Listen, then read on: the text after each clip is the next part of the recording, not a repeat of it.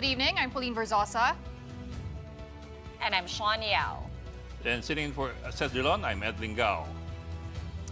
The big stories tonight. The entire Philippines is now under a state of calamity in the wake of Typhoon Tino's onslaught and in anticipation of another storm projected to be more powerful. And more charges are referred and filed against supposed key people in the flood control scandal, including the former Public Works chief and dismissed engineers with questionable lifestyles.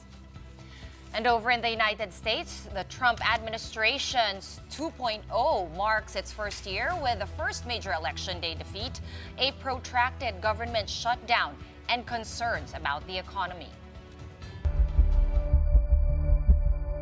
We are continuing our relief and support for those who were hit by Typhoon Tino. Makapaghanda tayo ng mabuti dito naman sa parating na Typhoon Uwan. Then it is a national calamity.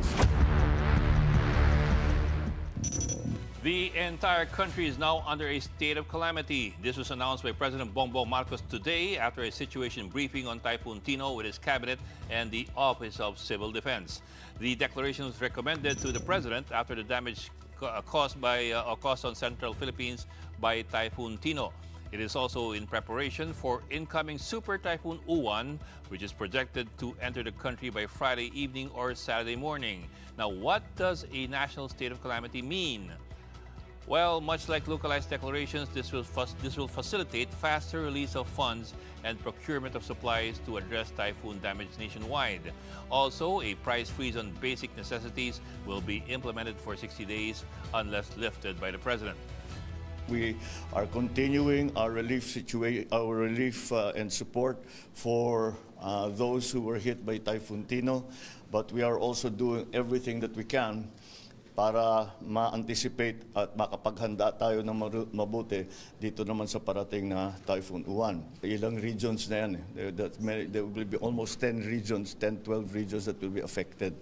So, pagka ganun karami, ganun ang scope, then we will really have to, then it is a national calamity. As of today, the NDRRMC reports a total of 114 dead from Typhoon Tino. But unverified figures put the death toll at 130, and that's in Cebu alone. The province suffered its worst flooding to date from Typhoon Tino. The number of dead could climb further, with 127 people listed as missing in Cebu and Negros Occidental. Now, at the moment, there is no cyclone affecting the country's weather, but that is expected to change in the next couple of days. Former Typhoon Tino, which left the Philippine area of responsibility early this morning, is now approaching Vietnam. Once it makes landfall, it will rapidly weaken. Nevertheless, occasional rains could affect areas of Luzon, including Metro Manila. This will be due to the northeast monsoon. Meantime, tropical storm Phong Wong has slightly intensified. Again, it is forecast to enter PAR late tomorrow evening or early morning Saturday and will then be called Uwan. Phong Wong may reach typhoon category by Friday and could develop into a super typhoon before making landfall by Sunday. The current forecast scenario predicts either Isabela or Aurora as areas of landfall, with signal number 5 as the highest possible wind signal. Meantime, failed flood control projects are to blame for the massive flooding in Cebu. That's the conclusion of both Governor Pam Baricuatro and Public Works Secretary Vince Dizon. Images from Typhoon Tino's aftermath showed, for instance, of a river wall in Talisay getting defaced and a flood control project in the municipality of Liloan being damaged at the height of flooding. Meanwhile, the DPWH has its eyes set on relief and recovery at the moment, and Dizon promises to investigate these developments. I think we have clearly answered that question. Obviously, it's not. Di ba? Poorly planned, poorly executed, and we don't know kung may kagakuhan din dito. So that will be up to the ICI investigators to find out. Pero definitely, kailangan may mga mananagot dito. Lives were lost here. Hindi to basta bahay lang. Right now, many residents of Cebu province are still reeling from the effects of Typhoon Tino. In Talisay City, some barangays have almost been wiped out after Mananga River overflowed, left behind as thick mud that locals are still struggling to clean up. 7 were killed in Talisay City in the aftermath of massive flooding and landslides triggered by the typhoon. Over in Liloan, 40 cadavers have been recovered, 11 of whom have yet to be identified. Most residents lost everything and are now looking for clothes, food, and other provisions in the mud. Walang-wala na, sir. Pati pira, wala na. Wala kaming pagkain. Iba na, wala na. Ubus tanan, pati bahay namin, wala. And speaking of the Mananga River, it has been one of the reasons why the former Cebu governor was earlier probed by the Ombudsman. We now speak to former Cebu Governor Gwen Garcia over the phone. Ma'am, magandang hapon and magandang gabi po. And thank you for joining us tonight. Yes, good evening, Ed, and good evening to Sean and Pauline. Good evening to all that are listening. Thank you for to this joining program. us this evening, ma'am. Ma'am, of course, maraming nagulat dun sa bagsik ng pagbaha dun sa Cebu province, including, of course, Cebuanos. Now, despite that, data released by official sources show that Cebu is one of the provinces with the most flood control projects. 414, I understand, in the last 3 years, up to 26 billion and so forth. But despite this po, grabe yung pagbaha. What do you think? From your perspective, what do you think was the reason kung bakit sobra-sobra yung baha? Well, first of all, let me just clarify what you said. You speak of 26 billion for Cebu province, but that 26 billion are not provincial funds. That's the national budget. Oh, yes, ma'am. And the national budget is allocated to the DPWH, which in turn distributes these so-called flood control projects, many of which were insertions in the budget. Mm-hmm. These are all distributed. The province of Cebu has 8 districts, congressional districts, from the 1st to the 7th, and then we have the lone district of Mandaue. Mm-hmm. Mm-hmm. The province has not touched, nor can even be included in the implementation of this 26 billion. Ako rin nagulat umabot pala ng ganon. Alam mo, during my time, I kept on insisting sa DPWH, before you implement any program, secure a sanggunian approval. Mm-hmm. In the case of the province, we passed this ordinance because this is in accordance with Republic Act 7160, otherwise known as the Local Government Code. Mm-hmm. Section 2 in the Declaration of Principles, Section 16, which is generally known as the General Welfare Clause, and Sections 27 and 28, all specifically state, first of all, in giving local government its autonomy. And then it states about a power of a chief executive to invoke Section 16 when the general welfare of its constituents is at stake. Sections 27 and 28 are very, very clear that all national government projects and programs must first be consulted with and should include the local government in the planning stage. And further, it states government authorities may not implement any program or project without prior approval from the sanggunian. Yes, ma'am. Ang nasa local government code, sanggunian lang. And we know very well, meron tayong, sa barangay, sangguniang barangay, meron tayong sa sangguniang bayan, sangguniang panglungsod. So in order to enable this particular section, the provincial board passed a provincial ordinance stating all of these related sections in the local government code, insisting that all programs and projects must first secure approval from the Sangguniang Panlalawigan or the provincial board. Yes, ma'am. We have a provincial development council meeting prior to the enactment of our budget or even the submission from the chief executive to the Sangguniang Panlalawigan of the annual budget. Yes, ma'am. And we also call on all national government, that is a requirement, no? We call all national government agencies to present their proposed projects and programs for the following year. And we approve this. But Ma'am- how could we even have any inkling na these are insertions? Na pala merong mga flood control after na. After, it starts, that starts with the national expenditure. That's the NEP, National Expenditure Program. It goes on to become the General Appropriations Budget, and then it's enacted into law, and that becomes the GAA, or the General Appropriation Act. As far as kami, mga local governments, yung pinapakita lang sa amin, yung kanilang pre-propose. So, concreting here, Yes, ma'am. solar lighting there, a bridge. Pero itong mga flood control na to, as has been proven, in fact, Yes, these ma'am. billions, even trillions, were subsequently inserted after. Okay. So, may I just clarify, kasi yung presentation number 2 nga ang Cebu, sa karamihan ng, the huge amount, no?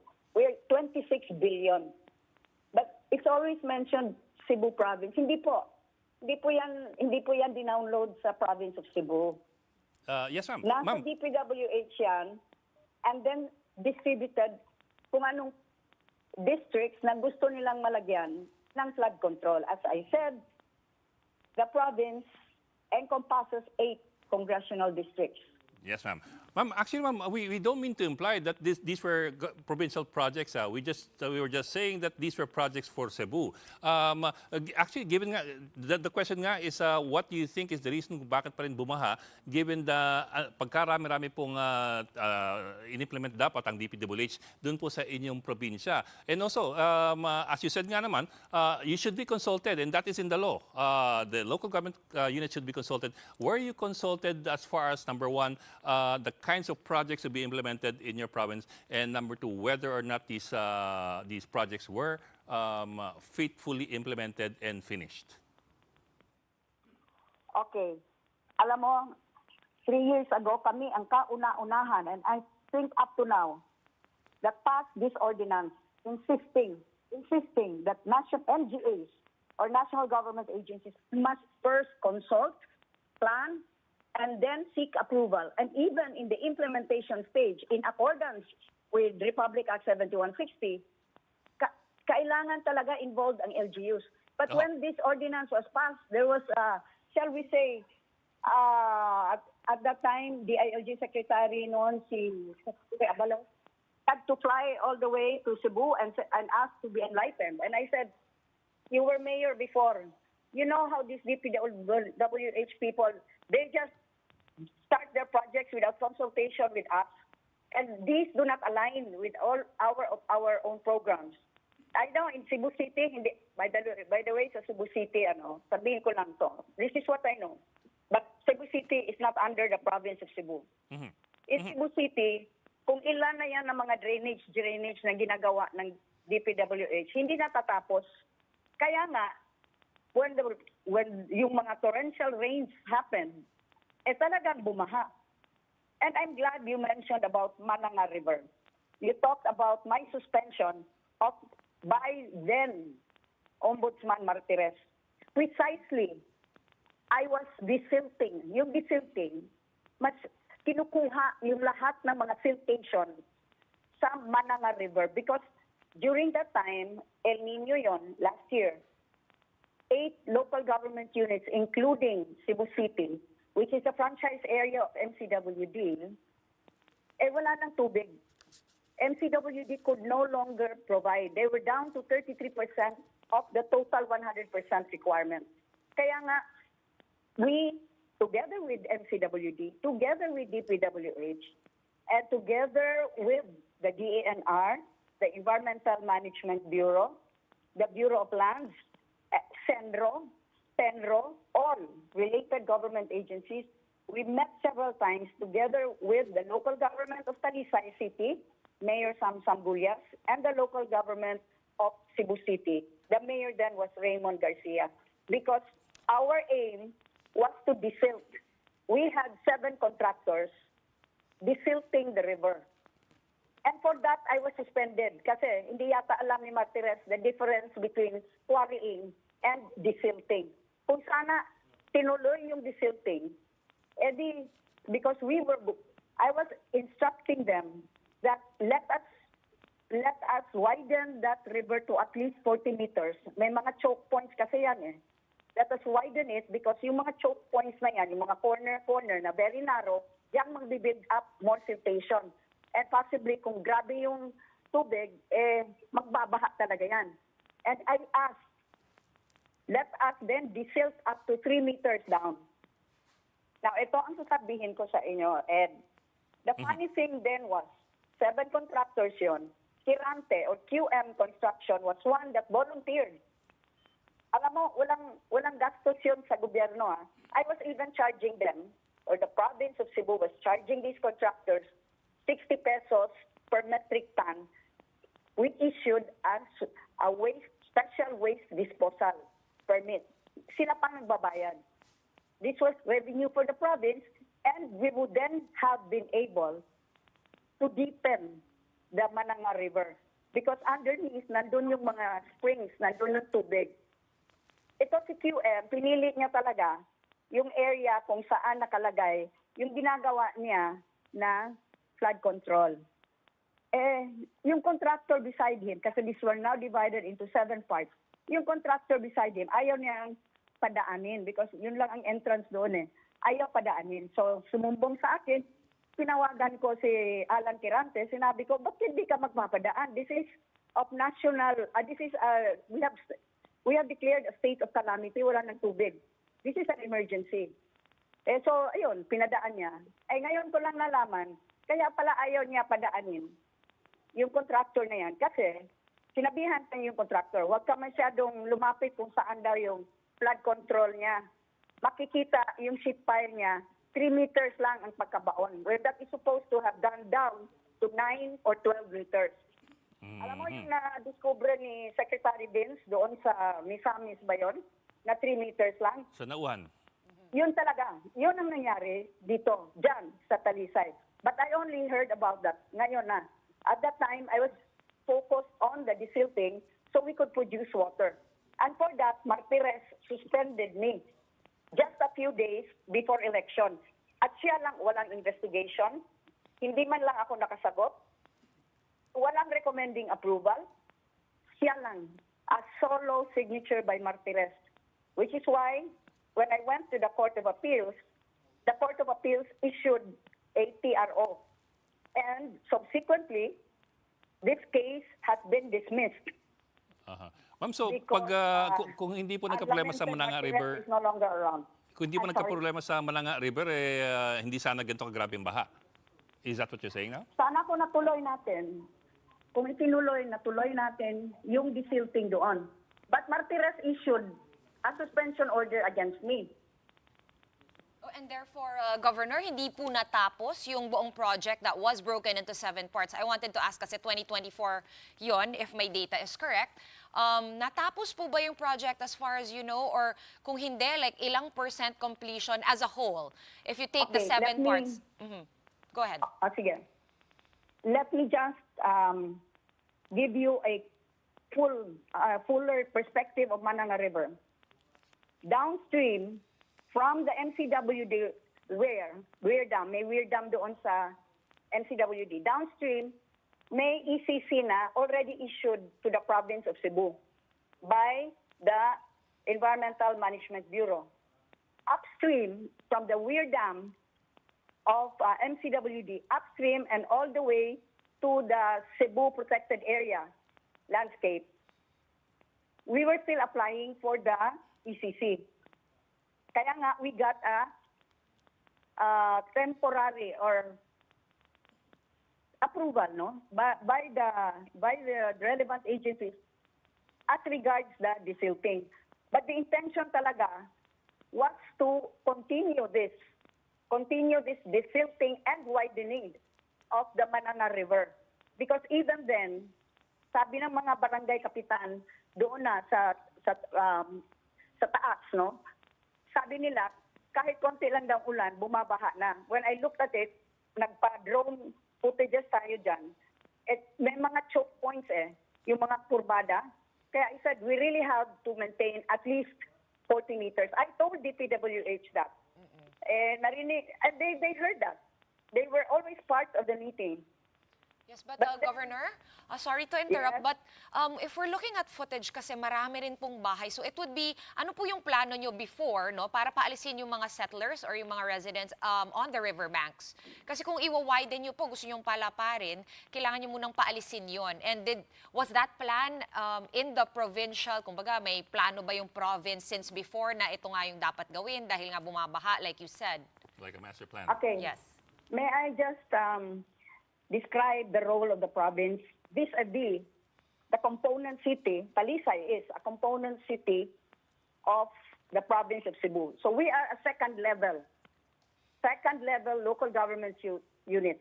First level, it's Talisay City that deals with this, yung mga nakatira doon. And Mayor Sam Sambulias then said, can we just look for a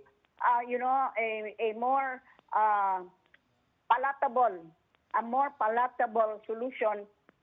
I told him, Mayor, I leave it to you. Pero what we really need is they have to set back when we have these choke points. And he said, give me time. I have to talk to these people, knowing fully well that the elections were coming up in 2025. So ayoko naman na i-disrespect ang power ng first level LGU, which is the city of Talisay. Kaya nga, in the desilting of the Mananga River, I did not do that alone. Always in attendance were the chief executives of the two local government units, which is spanned by the Mananga River. That's Talisay City and Cebu City. So may plano nga po since before? Yes, certainly. And then after that, the province would apply na i-expand yung ECC coverage na hindi lang downstream up to maybe about 7 kilometers upstream. Governor, Secretary Vince Dizon did acknowledge also na poorly planned and poorly executed talaga yung flood control project sa Cebu. That's why he wants to launch a thorough investigation. Pero Governor, para sa inyo, sino po ba talaga dapat ang managot dito? I hope that he really does. I am all praises for Secretary Vince Dizon. He's very, very serious about what he's doing. Actually, with the fast eroding credibility of the public on many officials today, I think he is that spark of credibility na we could hold on to. And dapat talaga managot. Alam mo, you are asking me a question which I think kayo and including the listeners already know kung sinong dapat managot. From DPWH to the contractors and to whoever else. But Governor, going back also to Typhoon Tino, this was really one of the worst typhoons and to hit the province. I know it was the worst flash flood to hit the province. Waters rose dramatically in as quick as 10 minutes. Kaya marami po talagang na-surprise. They didn't anticipate this. Pero ano po ba talaga yung provincial plan when it comes to disaster mitigation under your leadership, Governor? Well, we have many rivers in the province of Cebu. For some of them, the rivers that are in the western side, meron na tayong environmental compliance certificate dyan. And we are now in the process, hindi na pala ako governor, we were in the process of desilting, including opening up yung bang, we say that's the mouth of the river, where the river water meets the sea. So that, hindi babalik, hindi mag-backwash. Yung mananganga lang. I had to tread lightly because this involved two cities. And I gave due respect to the position of Mayor Sam Sambulias, and he's having to deal with his constituents in what could potentially be a bloody shall we say, government move to push back those settlers that are literally building on the riverbanks. And as well as Cebu City was not under my jurisdiction. It continues not to be under my jurisdiction. It is a charter city, even though paradoxically, Cebu City is the capital of Cebu Province. So I could not insist even for Cebu City because that was a judgment call. And I had to respect as well the officials of Cebu City.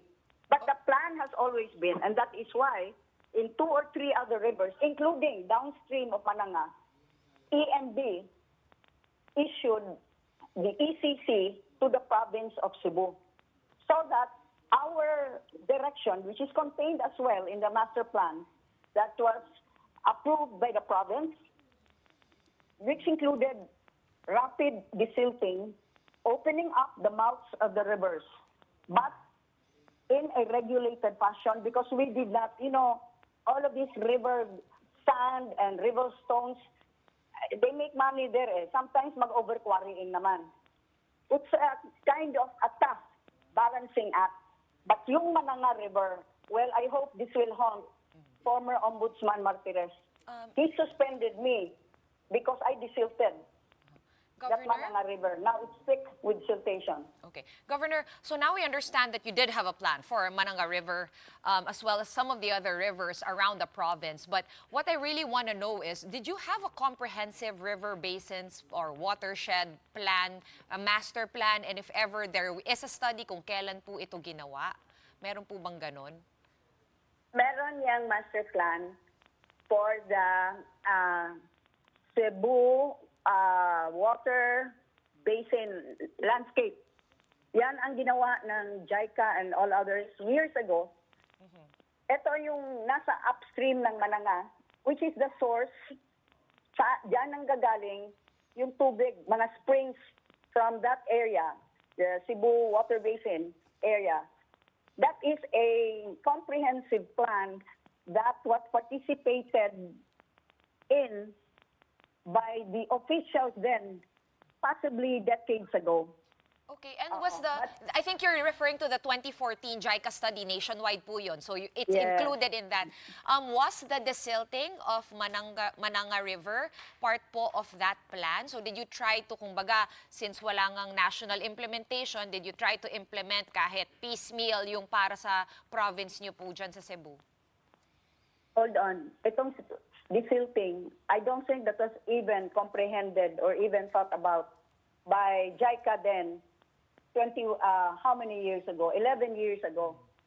You see, even as early as last year, as late as last year, when there was no more water coming out from the pumping station of MCWD in Mananga, their own engineer said, because I was asking her, where's the source of water? Yung sagot ng engineer nila sa MCWD, a rainfall, ma'am. I had to tell her, come on. Are you telling me this river is called the Rainfall River? Of course not. There are springs, and the main spring water source is coming from this river, the water basin, and underground springs. Kasi drone footages showed that there were splotches of water kahit na dry na yung river. Sabi ko, the water is underneath. We have to take out all of this siltation. Siltation, I don't think was ever contemplated. And even the engineers of DPWH, including MCWD, never thought of breaking up that hard asphalt na yun, na siltation, breaking it up. They were just saying, well, let's wait for rain. Okay. Ma'am, there's also criticism over some projects that were approved that were supposedly resulting in increased flooding. Like, for example, Governor Baricuatro was blaming quarry operations in the CCPL watershed. That's one. The other one is some criticism over yung Monterrasas sa Barangay Guadalupe. Previous proposals to build dun sa Monterrasas that were even stopped in 2011 by City Hall because of concerns over the effect downstream. Ed, Barangay Guadalupe is a barangay of the city of Cebu. Okay, yeah. So the governor may criticize and criticize, but she has no authority over the city of Cebu. Now, over quarrying in the Mananga River, how could there be quarrying? Nagdi-desilt nga, kailangan nga talaga yan i-desilt eh. Walang nag-quarrying dyan. I think she bought the line of Martires then, na quarrying daw yun. Well- Nobody thought of that solution, ha? Na i-desilt natin yan para makuha natin yung tubig na that is embedded there. Hindi lang makalabas. Ako na ang nagsabi na, let us desilt this. Ma'am, So I actually, think ma'am- up to now, Yes, ma'am. Governor Baricuatro is still buying that line, even though that case that was filed against me was subsequently dismissed. Ma'am, her reference was the CCPL watershed, the Central Cebu watershed, quarrying operations daw doon. I'm not sure if that's linked to the Malanga River, but that was her reference point. Well, she should name particular points. I mean, if she does not even know that Monterrasas belongs to Barangay Guadalupe and Barangay Guadalupe is a barangay of Cebu City, I think she still has a lot to study. Ma'am, last na, yes or no question lang. So you believe kung tinuloy itong desiltation or desilting project nitong Mananga River na hindi nagyari yung baha? Is that what you believe? Mangyayari pa rin. I mean, with an overabundance, so much rainfall in such short a time. Ngayon na lang yan nangyayari eh. But probably, it would not be as destructive if nasunod at kung ang flood control project doon, yung mga sheet piles, ibinaon up to 12 meters, hindi hanggang 3 meters lang. Gov, finally, we saw a video of you also arriving in Camotes Island. Kayo po ay nagpapaabot ng tulong. Sumakay po kayo ng chopper, no? You arrived there via chopper. Is this in your personal capacity as a private citizen, na Governor? Opo, ang tawag ko po sa akin, CIS po. Civilian in town, sir. So I am helping them still. The 4 municipalities of Camotes Islands, I was worried because we did not have any news, walang signal na. So I flew over to Camotes Islands and I met with all of the officials from mayors to the vice mayors and the barangay captains. I got a handle on what were urgently needed. Nagpapadala na tayo, like kahapon, on my private capacity pa rin, inuna natin pagbigay ng tubig. No? Tubig is the primary commodity na kailangan sa lahat. Tubig at saka rice for Liloan, Compostela, and Consolacion kasi this can be reached by land.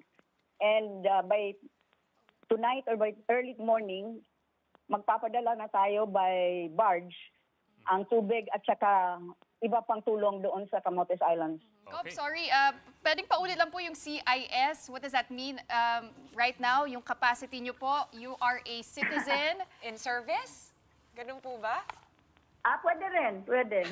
What's the real In our meaning? in Bisaya, it's civilian in town, sir.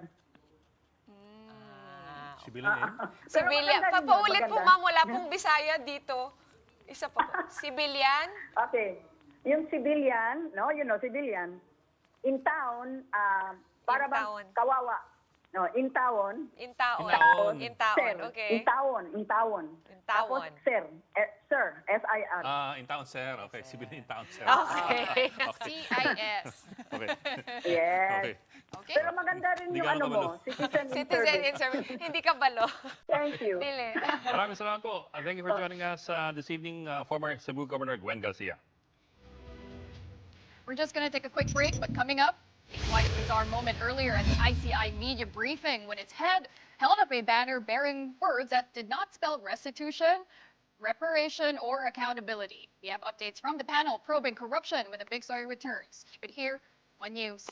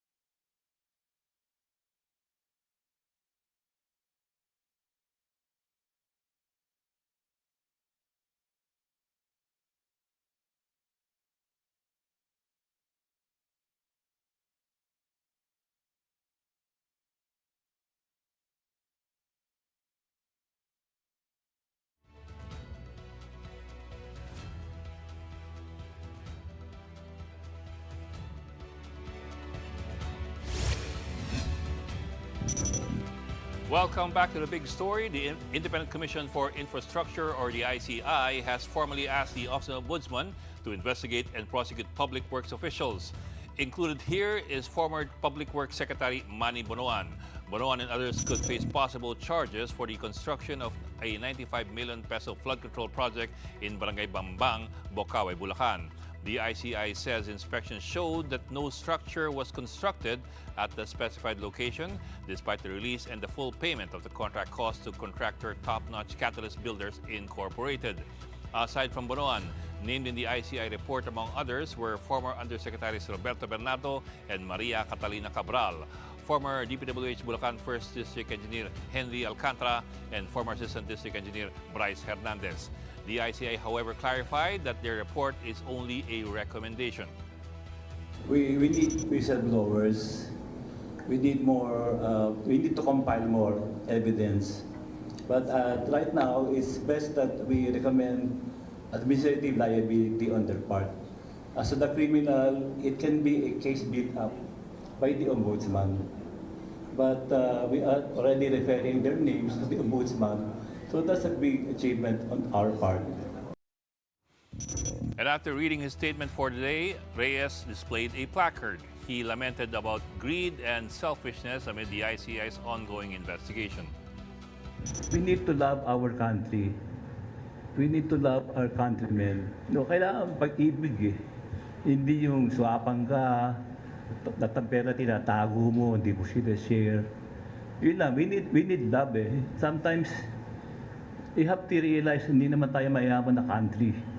So, we have to save. Meanwhile, the ICI has been given a working budget of 41.5 million pesos until the end of the year. This will cover the Commission's expenses and salaries for 172 contractual staff positions. The ICI has been operating mostly on voluntary work since it was formed 2 months ago. Meantime, the Bureau of Internal Revenue, or BIR, has filed tax evasion cases against 3 of the so-called BGC boys, or the Bulacan group of contractors, for alleged 1.6 billion pesos in tax deficiencies. BIR officials filed a complaint this morning against Henry Alcantara, Bryce Hernandez, and JP Mendoza before the Department of Justice. The Bureau conducted a lifestyle check on the 3 and found that they live beyond their declared income. Iba yung sa sasakyan nila, meron kasama yan sa asset na nakita rin natin. So sinama rin natin sa tax liabilities na dahil nakabili sila ng ganyan pero hindi naman tugma based sa kanilang income tax or yung mga biniyarang buwis ay wala silang kakayanan bumili ng ganitong mga mamahaling sasakyan. Lumagi adds that the 3 engineers used their kickbacks from flood control projects to gamble in casinos. In a privileged speech in September, Senator Ping Lacson accused the BGC boys of laundering kickbacks by placing them as bets in casinos, incurring 950 million pesos in gross losses in 13 casinos in the NCR, Cebu, and Pampanga. Tiningnan din natin dahil lang dito sa mga pagdinig nakita naman natin na malaki ang ginagastos nila sa casino. So itong mga daan-daang milyon na ginagastos nila sa casino, siyempre, saan naman din yung galing. So, verify din natin at nakita natin na totoo nga na meron talaga silang mga ginastos dito sa casino na ilang daang milyon. Kaya naman sinama rin natin yan sa ating naging assessment. This marks the second time that the BIR has filed tax evasion cases against flood corruption suspects, the first being the Discayas for allegedly failing to pay over 7 billion pesos in taxes. Lumagi says the BIR has requested COMELEC for copies of candidates' statement of contributions and expenditures, or SOSE. That's to check if they pay the correct taxes from donations they received during the campaign. And over in the United States, President Donald Trump spoke at a forum of business leaders and global athletes in Miami 1 day after Democrats dominated the first major election day since he returned to the White House. This month, Trump is also celebrating the 1-year anniversary of his re-election to a second term. In his speech, the American leader was supposed to lay down his government's economic achievements so far, but instead hit familiar themes of combating crime, opposing transgender rights, and imposing tough immigration policies. He also said that the U.S., quote, lost a little bit of sovereignty in New York, a clear potshot at New York City's elected mayor, Zoran Mamdani. 34-year-old Mamdani is New York City's first Muslim mayor, as well as the first of South Asian heritage and the first born in Africa. If you want to see what congressional Democrats wish to do to America, just look at the result of this election in New York, where their party installed a communist as the mayor of the largest city in the nation. The decision facing all Americans could not be more clear. We have a choice between communism and common sense. Today, the United States has the strongest economy, the strongest borders, the strongest military, the strongest friendships, and the strongest spirit of any nation anywhere. We have the greatest economy right now. A lot of people don't see that. Let's talk about these developments with Gabriel Young, who is the president of the Northern California chapter of the National Federation of Filipino-American Associations. Gabriel, welcome to The Big Story. Kamusta po? Magandang gabi, mga kababayan. So happy to be here. Magandang gabi rin, Gabriel. Of course, we're all wondering what do we make of this New York vote? It seemed to, at least on the surface, seems to be going against the current grain. Here you have the mayor of one of the most famous cities in the U.S., who was born in Uganda, who is of Indian ethnicity, who is a Muslim, and who was only naturalized in 2018. Baka mamaya yung ICE will ano. And then you you have Trump talking about communism. So what do you make of this? For me, I am beyond ecstatic that Zoran Mamdani is now the mayor-elect of New York City, one of the largest cities in the United States. Almost 10 million people live there. And there's just so much power with being mayor. And for me, that is what I see as the future of the Democratic Party.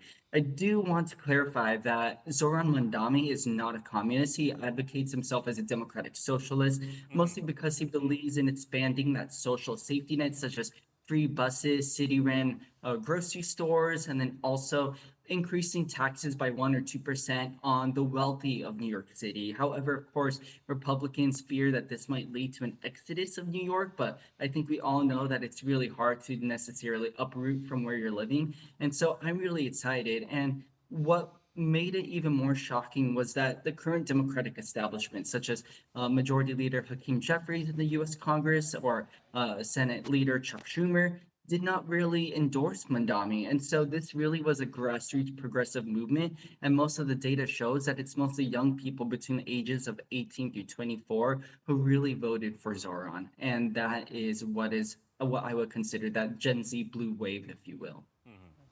Okay, what a lot of people are saying, this democratic quote-unquote sweep of a lot of major states, right?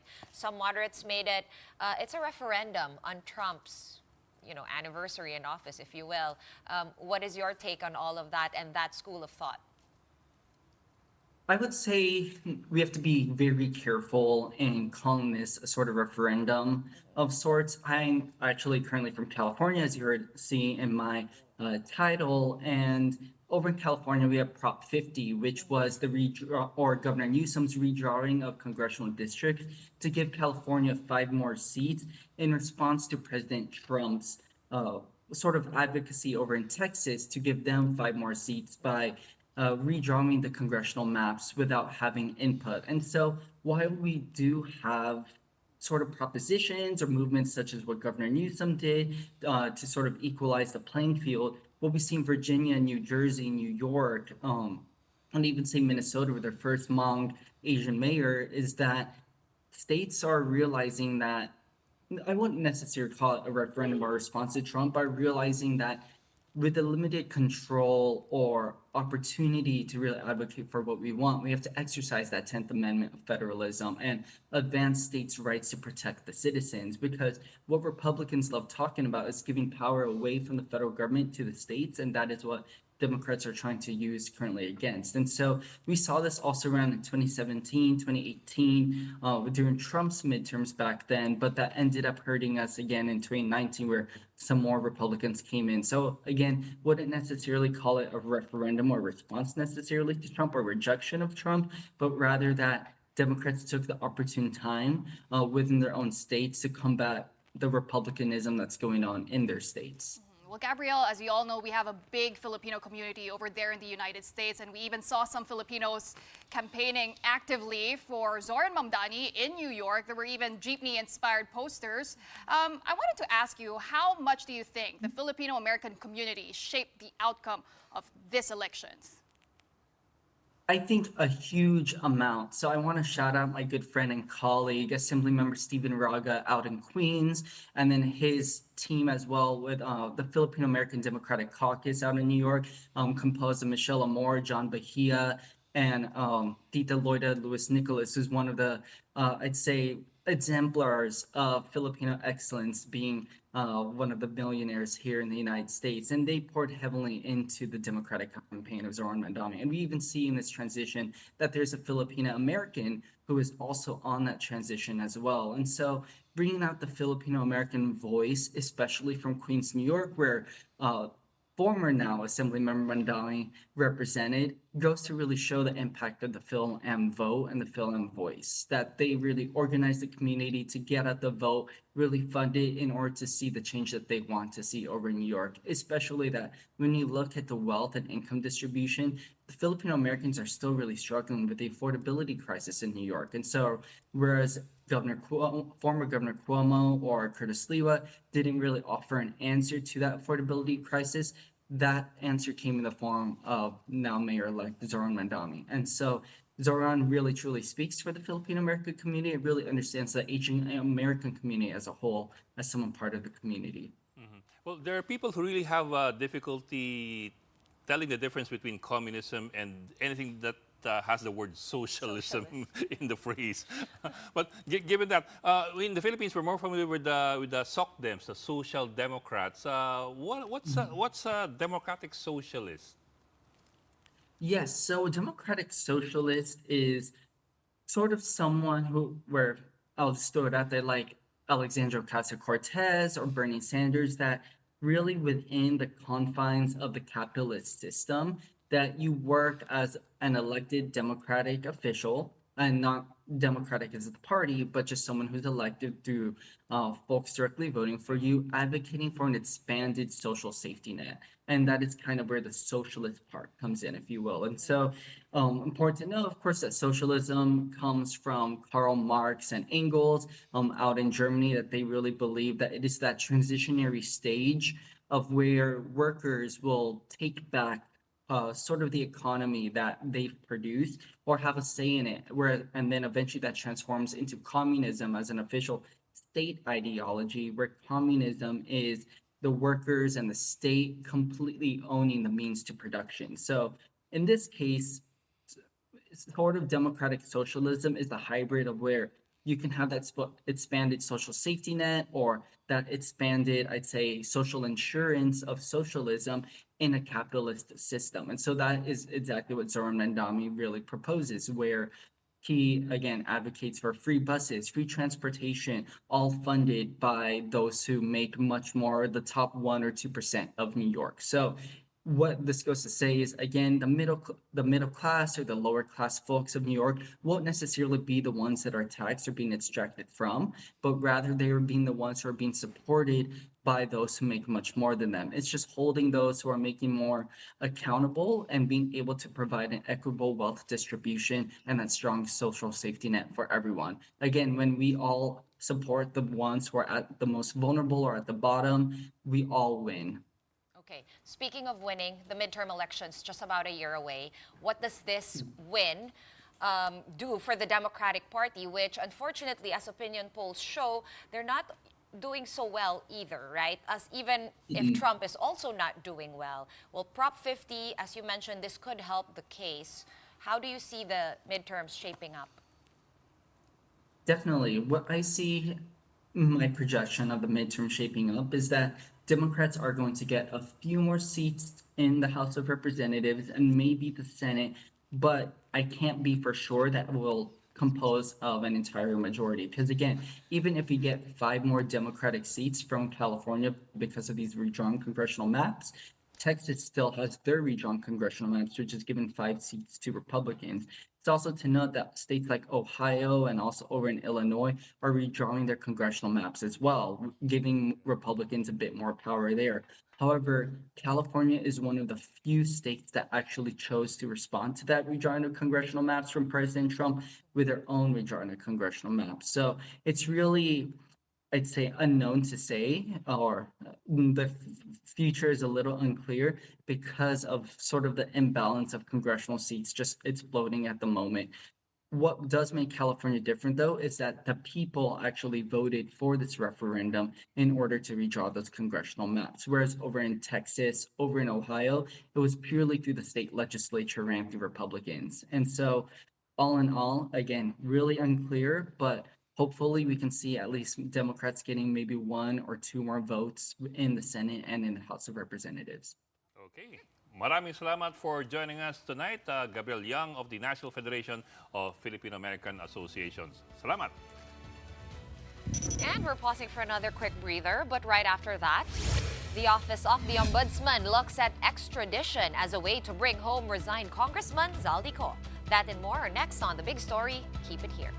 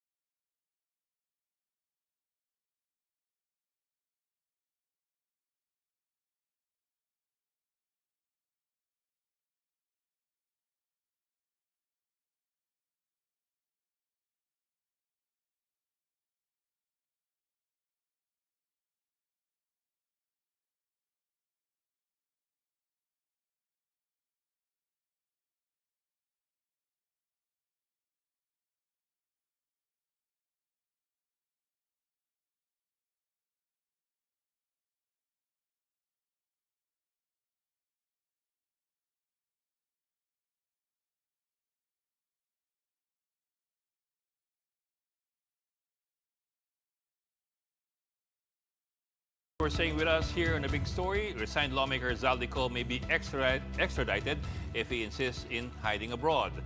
Assistant Ombudsman Vico Clavano says in a radio interview that extradition is an option to bring home Ko only if a case is already filed against him. Recall that the government resorted to extradition in the case of expelled Negros Oriental Congressman Arnie Tevez, who flew to Timor-Leste after being charged for various crimes. Ko's lawyer Rui Rondain claims that the former congressman is deathly afraid to come home due to threats to his life. Meantime, the Ombudsman has sought Ko's response after the ICI recommended charges against him and dozens more over an anomalous dike project in Oriental Mindoro. But the embattled lawmaker did not submit any counter-affidavit, believing his case has already been prejudged anyway.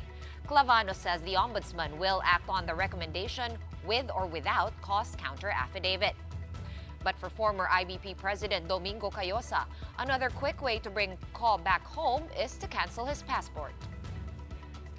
Hindi naman ma-aresto siya doon, pero magandang gawin yan ng executive branch, i-cancel ang kanyang passport para maging undocumented alien siya, saan man siya papunta. So under normal local rules or laws, pag wala kang valid na passport, undocumented alien ka, pwede ka nilang pabalikin sa bansang pinanggalingan mo. And for our big picture tonight, The ultimate star maker is now a kapatid. Johnny Manahan, known in the industry as Mr. M, has signed a contract with MediaQuest Artist Agency and MQuest. Mr. M was instrumental in the stardom of Enrique Hill, Andrea Brillantes, and Piolo Pascual, to name a few. Supreme mandate is to create a tougher, leaner, and more exciting center for artists. I think we are going to do brilliant things.